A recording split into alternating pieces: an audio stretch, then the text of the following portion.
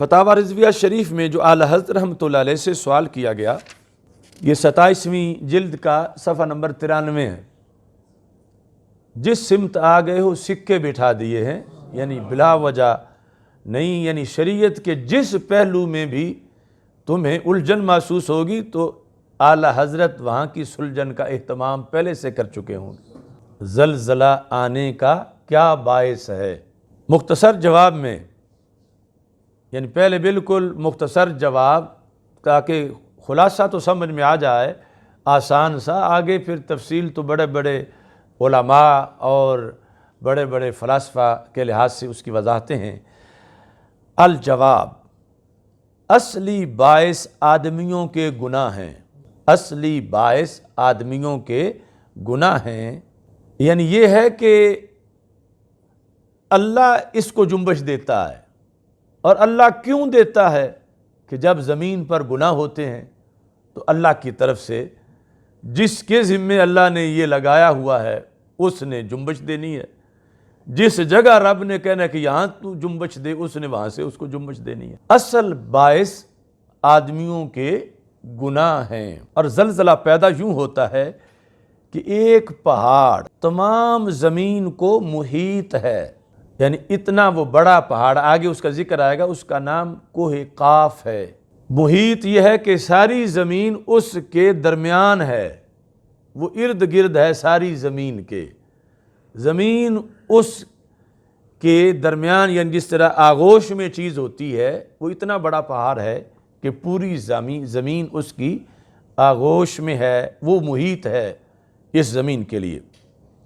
اور اس کے ریشے، یعنی جس طرح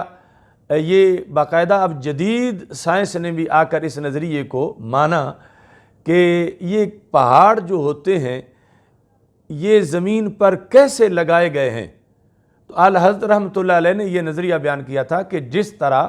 زمین پہ درخت لگتا ہے تو اس میں یہ نہیں کہ زمین کے اوپر تھوڑا سا ہے ایک بالشت اور اس کو اس طرح لگایا گیا، بلکہ اس کی نیچے جڑیں، وہ جتنا بڑا درخت ہے اتنی زیادہ پھیلی ہوئی ہوتی ہیں، اور ہو سکتا ہے کہ 50 میٹر تک جڑیں گئی ہوئی ہوں۔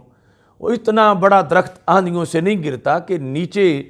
اس کی جڑوں کا پورا ایک نیٹ ورک ہے دور دور تک، اور وہ جڑیں نیچے سے جا کر کئی چیزوں کے ساتھ چمٹی ہوئی ہیں، اور اندر سے یعنی اس کو بہت زیادہ سپورٹ دی گئی ہے۔ اتنی بڑی چیز ہم نے کھڑی کرنی ہو آج، کوئی کھمبا یا پول، تو اس کے لیے کتنی جو ہے وہ تاریں باندھی جاتی ہیں اور کیا کچھ ہوتا ہے، اور پھر بھی وہ گر جاتا ہے، اور کھمبوں سے کتنے وزنی درخت جو ہیں سال ہا سال تک جو ہیں وہ کھڑے رہتے ہیں۔ تو اندر سے جو طریقہ درخت کی جڑوں کا ہے یہی نظام پہاڑوں کی جڑوں کا ہے، یعنی نیچے جو پہاڑ اوپر اگر 10 فٹ نظر آ رہا ہے تو نیچے ہو سکتا ہے کہ وہ 80 فٹ ہو یا تہ زمین تک نیچے ہو، تو نیچے ہر پہاڑ کی جڑیں ہوتی ہیں اور وہ جڑیں دور تک ہوتی ہیں۔ تو یہ جو کوہ قاف ہے یہ چونکہ سب سے بڑا پہاڑ ہے تو اس کی جڑیں، یعنی جس طرح درخت کی جڑیں نیچے باریک باریک ہو کے دور تک پھیلی ہوئی ہیں، اس طرح کوہ قاف کی جڑیں ساری زمین کے اندر پھیلی ہوئی ہیں، کیونکہ وہ ساری زمین کا محیط ہے۔ اعلیٰ حضرت رحمۃ اللہ علیہ لکھتے ہیں کہ اس کے ریشے زمین کے اندر سب جگہ پھیلے ہوئے ہیں، جیسے بڑے درخت کی جڑیں دور تک اندر پھیلتی ہیں۔ جس زمین پر معاذ اللہ زلزلہ کا حکم ہوتا ہے، یعنی اللہ کی طرف سے، کس کو؟ پہاڑ کو، جو کہ رب کا حکم ہر چیز پر چلتا ہے اور ہر چیز اس کا حکم مانتی ہے، ہر چیز کو اس کے حکم کا سمجھنے کی توفیق ہے۔ یعنی یہ ہمارے لحاظ سے ہے کہ یہ جمادات ہیں، یہ پہاڑ ہیں، یہ ہم بولیں گے تو نہیں سنیں گے، لیکن رب کا حکم ہر چیز مانتی ہے جب اللہ تعالیٰ کی طرف سے جو حکم ہوتا ہے۔ یعنی جب زمین کو حکم ہوتا ہے تو سمٹ جاتی ہے، جب زمین کو حکم ہوتا ہے کہ پھیل جا تو وہ پھیل جاتی ہے،